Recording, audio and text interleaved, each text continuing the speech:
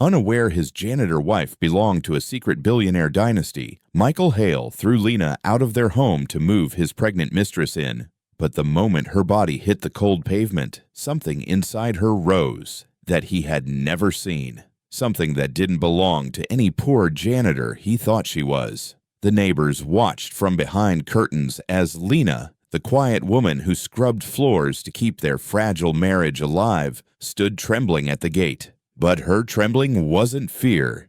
It was restraint. Michael stood tall beside Camilla, his pregnant mistress glowing with victory, clinging to him like the future he chose. But even as Camilla smirked, she paused, unsettled by the way Lena lifted her eyes. Those eyes didn't look defeated. They looked dangerously patient, like someone holding back a truth too big for the world outside to understand. Lena didn't beg, didn't plead, didn't ask why. She simply stared at the house she built with a man who believed she was nothing. But a strange, ancient calm settled over her, the kind she had learned to wear long before she ever became his janitor wife. And for the briefest second, the gold crest-shaped scar on her palm caught the sunlight. Michael didn't notice, Camilla didn't notice, but the tall, unfamiliar silhouette standing deep inside the house, watching Lena through the shadows, noticed everything. Because she wasn't just a janitor, she wasn't just a discarded wife, and she wasn't as powerless as Michael believed. Lena exhaled shakily, her breath turning into something steadier, something colder. Michael shoved her duffel bag at her feet.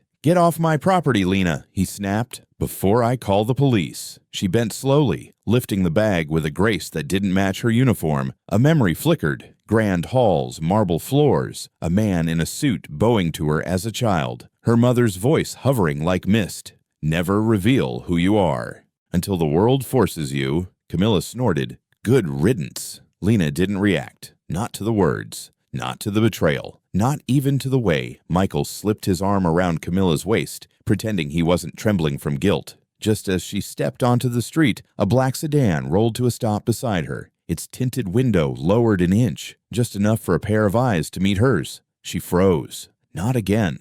Not tonight. The window rolled back up. The sedan didn't leave. The black sedan didn't move. It idled quietly at the edge of the street, engine humming like a heartbeat Lena had tried to outrun her entire adult life. She clutched her duffel bag tighter and forced herself to keep walking, but every step felt like she was dragging the weight of two worlds, the one she chose and the one she abandoned long ago. Her phone buzzed. Michael's name flashed across the cracked screen. She answered, not out of hope, but closure. His voice was a blade.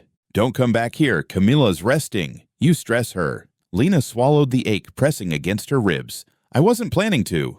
A silence followed, sharp, uneasy. Not guilt, not regret, just the quiet realization that he was speaking to a woman he no longer controlled. He cleared his throat. "Leave the key under the mat tomorrow." She ended the call without responding. Behind her, the sedan crept forward. Her heart stumbled. She knew that car.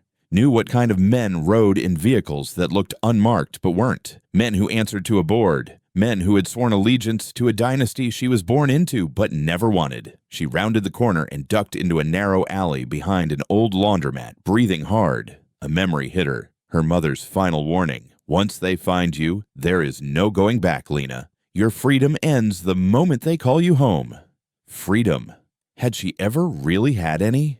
The sedan stopped at the alley entrance. The driver stepped out. Tall, suited, posture perfectly still, a silhouette she remembered from years of being escorted through marble corridors. "Miss Lena," he said gently, as if speaking to royalty rather than a woman in a bleach-stained uniform. "You shouldn't be alone tonight." Her voice cracked. "I told the board I resigned. I told them I wanted a real life." "And you had one," he replied. "A beat. But your mother's passing changes everything." Her bag slipped from her fingers. The world she hid from found her. The lights of the laundromat flickered, casting her shadow, long and fragile, against the wall. "It's time to come home, Miss Viridian." Her breath stalled. The dynasty name she buried had just been unearthed.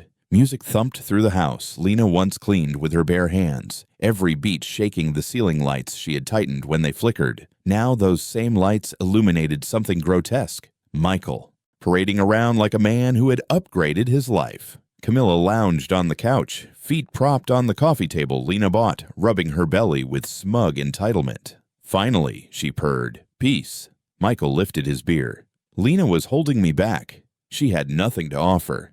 But his voice wavered because something gnawed at him. The look in Lena's eyes when she walked away. Not broken, not wounded. Something ancient. He dismissed it, forcing a laugh, but worry crept in like cold water. At that moment, his phone buzzed. He glanced at it, then frowned.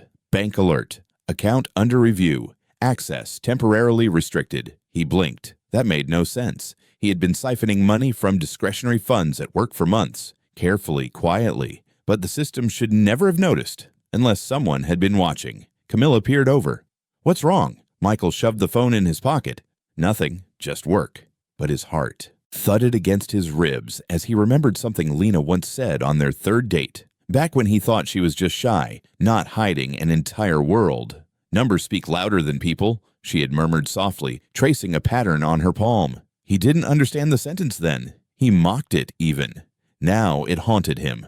A knock rattled the door. Michael froze. He wasn't expecting anyone. Camilla groaned. "Ignore it. Come sit." But the knock came again. Firmer, authoritative. Michael opened it. Two corporate auditors stood in suits, badges, briefcases, serious faces.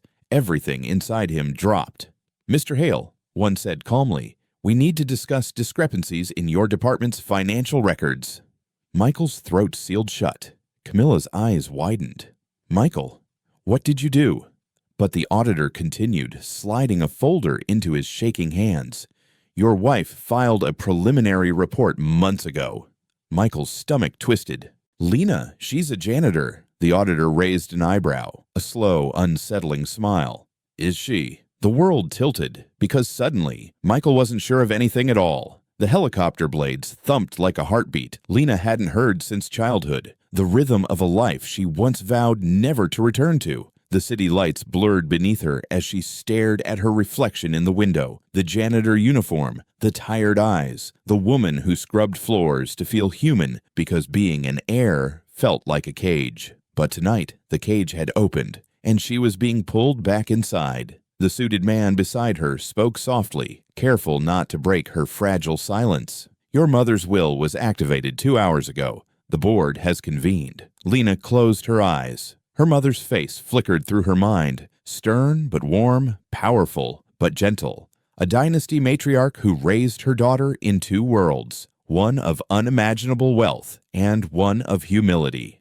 "Power means nothing," she often whispered, "if you don't know how ordinary people live." That's why Lena had chosen a life of simplicity. That's why she hid her last name. That's why she married Michael, believing love could be safe. But safety had been an illusion. The helicopter landed before a vast estate carved out of marble and memory. Guards bowed. Doors opened. A long corridor glittered beneath chandeliers older than the city itself. Inside the grand hall, 12 board members stood as Lena entered. "Miss Viridian," the chairman greeted, "our condolences. You are now the sole heir of Viridian Global Holdings." The title struck her like lightning, not because of the power, but because of the responsibility her mother once carried alone. Then the chairman tapped a tablet. A holographic screen lit up. Michael's face appeared first, panicked, sweating, arguing with auditors. Next, Camilla abandoning him, shouting in the driveway. Then his frozen accounts,